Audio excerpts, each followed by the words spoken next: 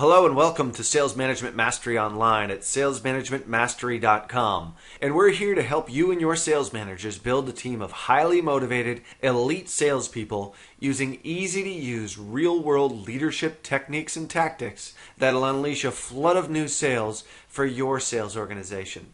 On this episode of Sales Management Mastery, we're going to teach you how to lead your sales team to sales stardom using our Lead by Being Led sales leadership strategy.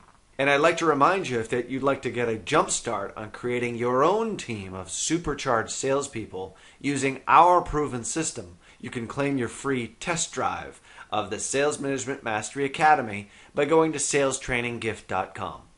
So let me ask you this. You probably have a whole lot more faith in the ideas that you come up with rather than the ideas that other people come up with. Chances are that you probably do. You always typically think, and from an egotistical standpoint, and we as humans, I think, are egotistical by nature. We think of ourselves first, typically. Even those who are extremely humble and are generous, they still do think of themselves first. I mean, you have to in order to survive in the world. But typically, most people have more faith in the ideas that they come up with instead of the ones that are sort of thrust upon them. So, from a sales management perspective, wouldn't it be wiser to ask leading questions to make suggestions and let your salespeople think out the conclusion? And this is really what we call as the leading isn't dictating way of leading your salespeople. And the fact that you're not really dictating to them. And in our last show, we talked about more a dictatorial type of message that you want to send to your sales team about setting expectations. When it comes to setting expectations, there is no what we call lead by being led or any other type of sales leadership style. This is the expectation. This is what we have to do. Now we need to go out and execute on it. So unless you're setting those expectations, your sales district is really as a modified democracy.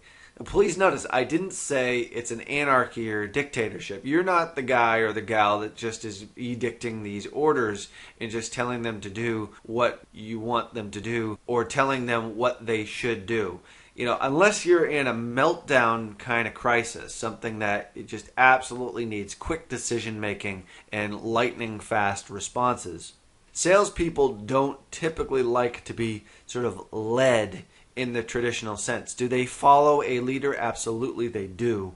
But do they like being dictated to and being led? They like to feel that they're more in control. And this is another thing that we talk about a fair amount in the show here is releasing a certain amount of control so that you can gain more control in the reverse. It's sort of a very counterintuitive way in which to lead. But typically, like I said, salespeople don't like to be led in the traditional sense. And it's probably because of a couple of things. And this is probably because of the job of sales itself is sort of a maverick kind of position. These salespeople sort of feel like they're independent, they're kind of free-spirited, they're paradigm-busting, they're lone wolves, and they do things their own way, and especially the really good ones.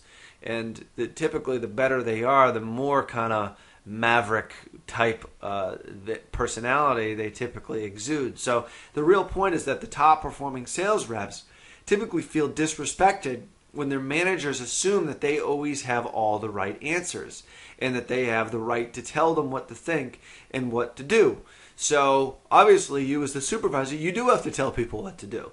And I'm not saying that you shouldn't, but what I'm saying here is that it's all about how you effectively do it so that people will ultimately do what you want them to do. And it's not typically done by being a dictator, being, the Joseph Stalin of sales management. So they hate it and they feel that if you do dictate to them, it's sort of a sign of disrespect and that lack of belief that is inherent or sort of implied rather, that is implied, is something that they take offense to. So if you always come across as that you know all the answers, you're typically going to alienate and disenfranchise your salespeople while making hefty withdrawals out of the trust account. So, and this creates a lot of issues. But there is a great trick, though, that, and this is one of the things that we're going to teach you here very quickly, is how to sort of use this some of these laws of human nature in which to lead people in the right direction, even though you really probably want to tell them what to do. You want to dictate to them. You want to say, this is what you should do, and that's the way that it is, so forth and so on. What you want to do is you really kind of want to do it in a different way. So here's how we do it. So it doesn't really take a whole lot, but I mean, it does take for you to release just a little bit of control so that these people can feel like they're on the business end of a policy change. And when people feel like they're more in control, you've then empowered them.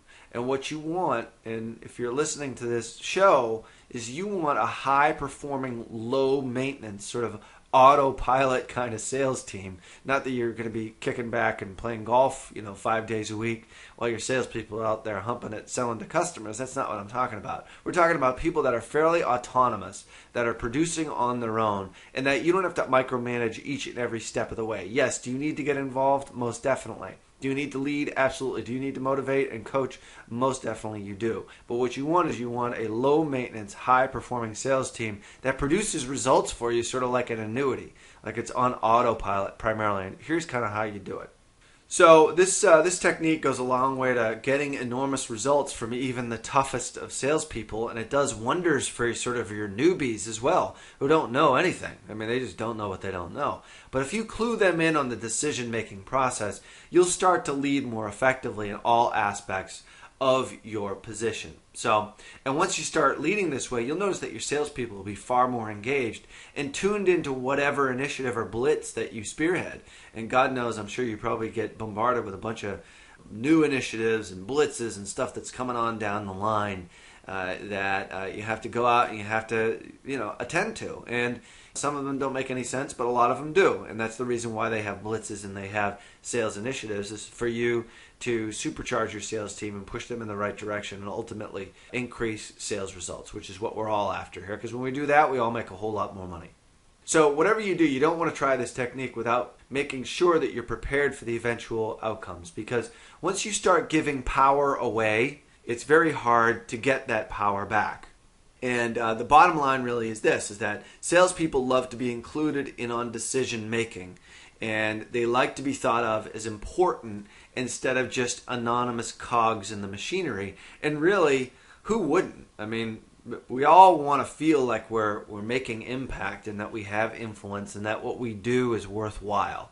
And if you respect your salespeople's opinions in this way, then they'll respect yours. And this is sort of how you lead, by being led.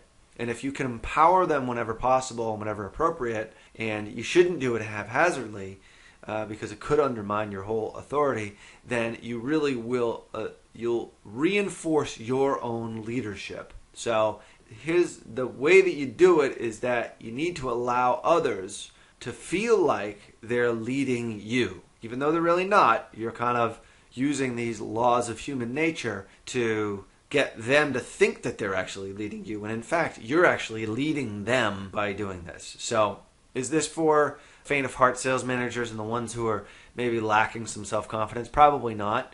And but is it very effective? It absolutely is.